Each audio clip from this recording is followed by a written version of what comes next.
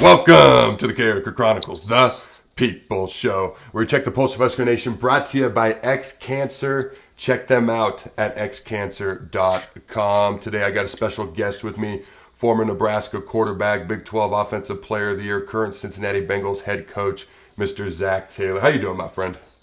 I'm doing great, Adam. Thanks for having me on. Dude, I want to thank you for taking the time. I appreciate you joining me.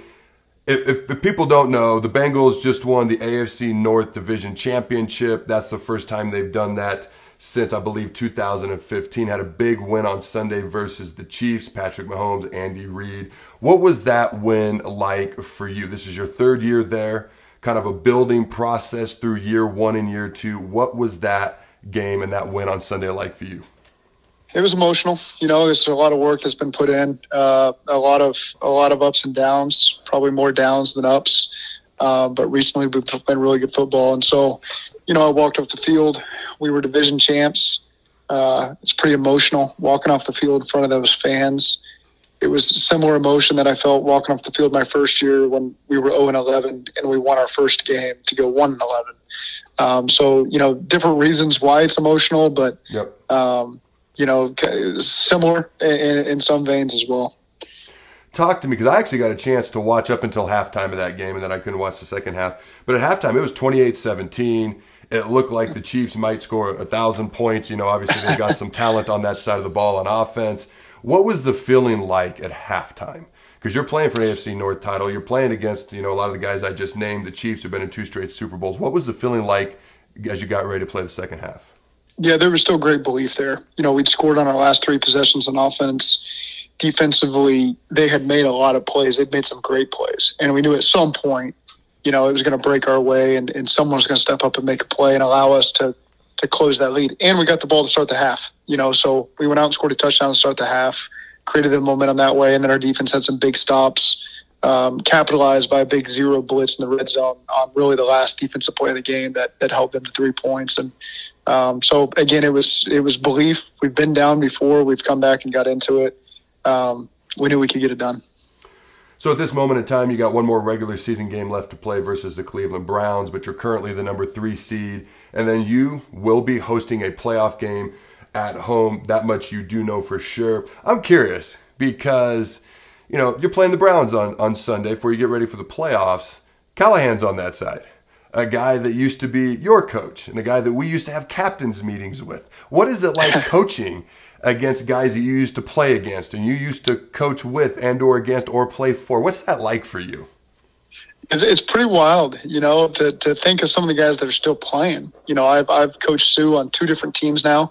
Obviously not directly coaching him as he plays D-line, but I've been with Sue twice. I play against Sam Cook twice a year, you know, for the last 3 years. So I always see and text with Sam. You know, and then playing against my former coach, Bo Callahan. He's in the division. Coach is one of the best O-lines in football. He's doing a heck of a job. His son is my offense coordinator. And so, you know, obviously there's a lot of those relationships that you see around the league, and you just get used to it. You know, it just becomes you're always playing against, at this point, a friend or even a family member, in my case, my brother at the Colts. So just something you got to get used to when you're coaching the NFL. I'm curious, and obviously it's been a while since you and I played at Nebraska. We're both getting kind of, you know, up to that geezerish type stage, or at least that's what my kids tell me.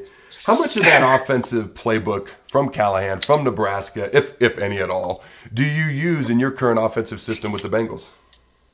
Not much. There's maybe a couple terms that people would be able to understand, but overall, I'd say it's pretty different. We tried to start over from scratch and just make it the Bengals playbook when we got here, and make it to where it was the simplest thing we could learn for new free agents that come in, new rookies that came in, and so far it's worked out well for us.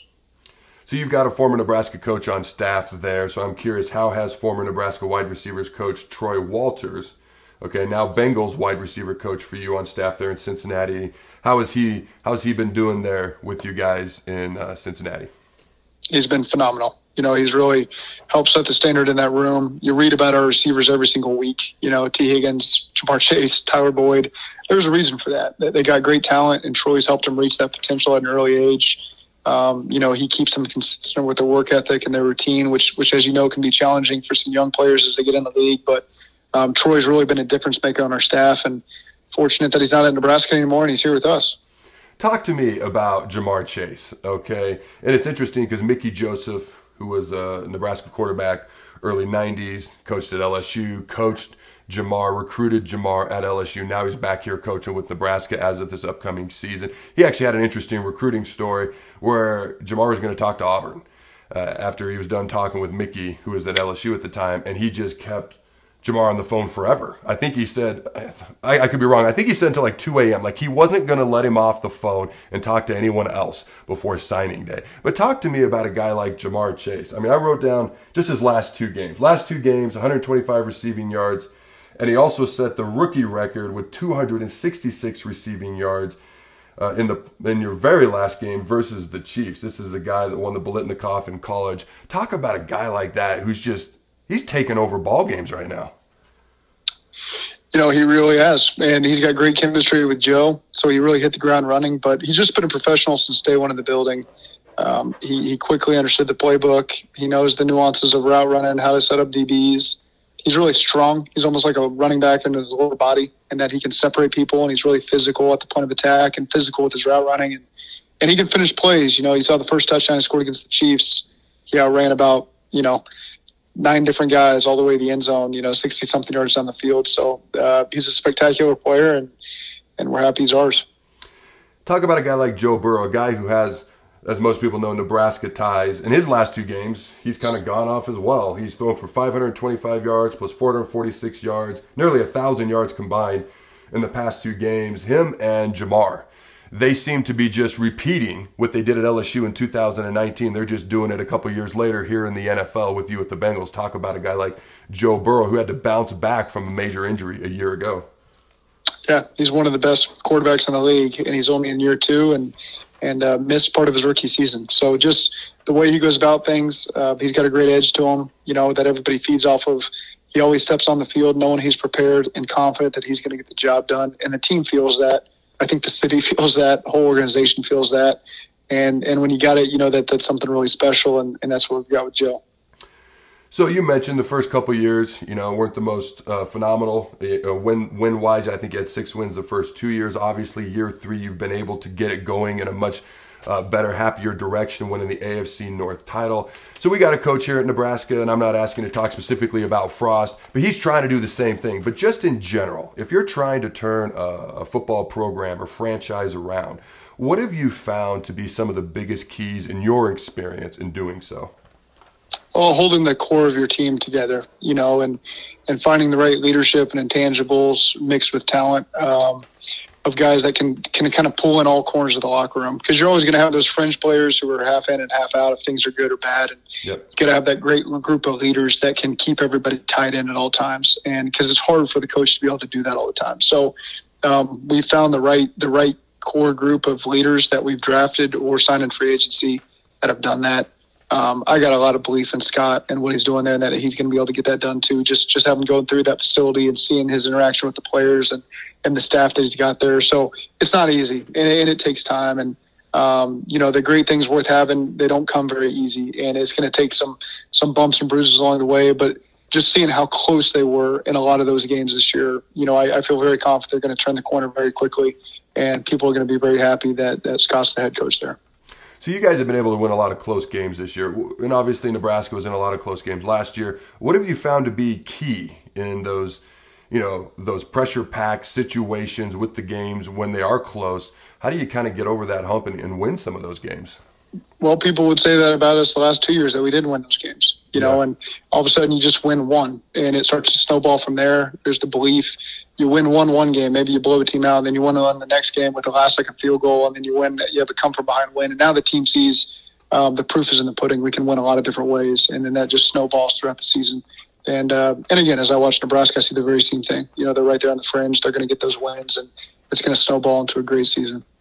Do you have any memories or maybe untold stories you'd be cool with sharing with the fans at home from your time at Nebraska? Yeah, one of my favorite moments was Corey Ross was one of my favorite players I played with. He had a great personality, pork chop. He was a great running back. He was a kick returner for the Ravens for a couple of years there in the NFL. And in his last game, we're playing Michigan in the Alamo Bowl. He's probably played in 48, 49, 50 games as a starter. And I remember the clock, we got the lead. We're trying to run out the clock. There's like 2 minutes and 10 seconds left. I'm under center. And I can hear Corey behind me with the clock running down saying, hey, just take it to the 2 minute warning. Take it to the 2 minute warning. I remember turning around saying, there is no 2 minute warning in college football. Yep. Corey, you should know that by now. Yep. So, so obviously we had snapped the ball and then punted. And I'm sure Shanley or Riggs or somebody made a great play from the gunner spot and got us great field position. We won that game. But, I always thought that was a great story about Corey.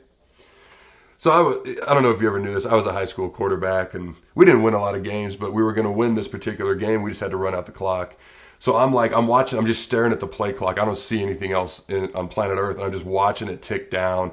And then, I'm taking the knee. I'm getting ready to take the knee, and the ref turns to me, and he goes, the game clock isn't moving. You can just snap the ball, son.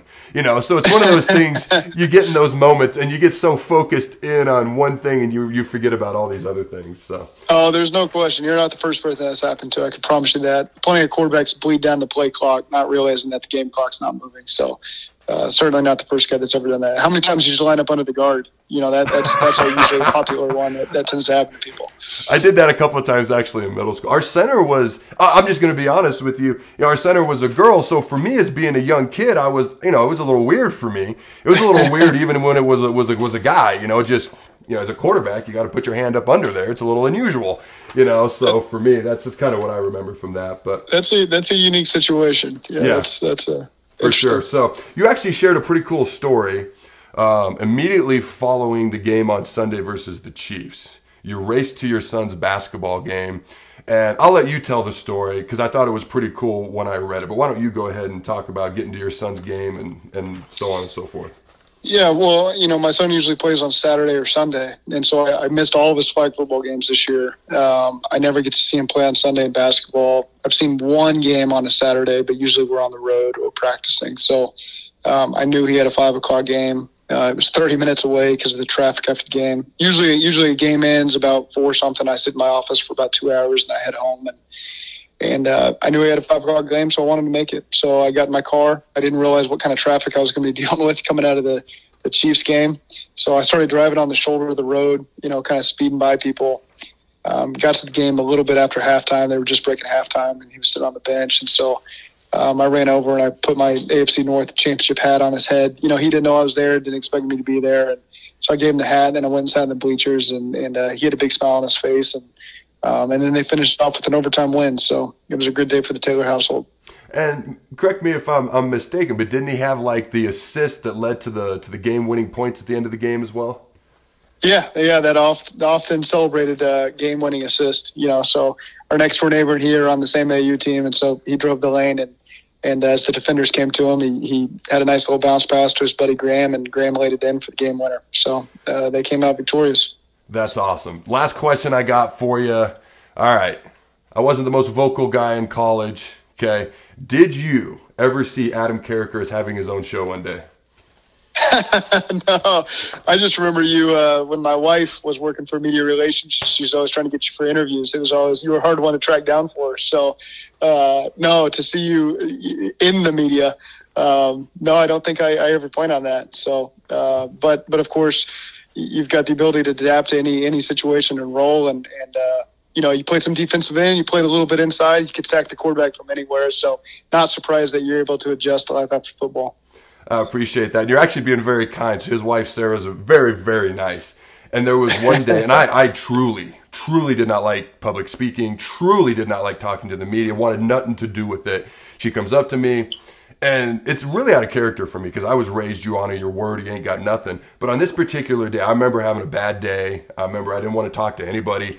And Sarah goes, hey, could you do this interview for me upstairs on whatever it is, the 3rd, 5th floor? I forget what it was. I said, sure. And I proceeded to walk right outside of the building as soon as she walked away. And I walked all the way around the entire stadium to avoid seeing anybody. I'm in the hot tub about an hour later, and I see her walk in.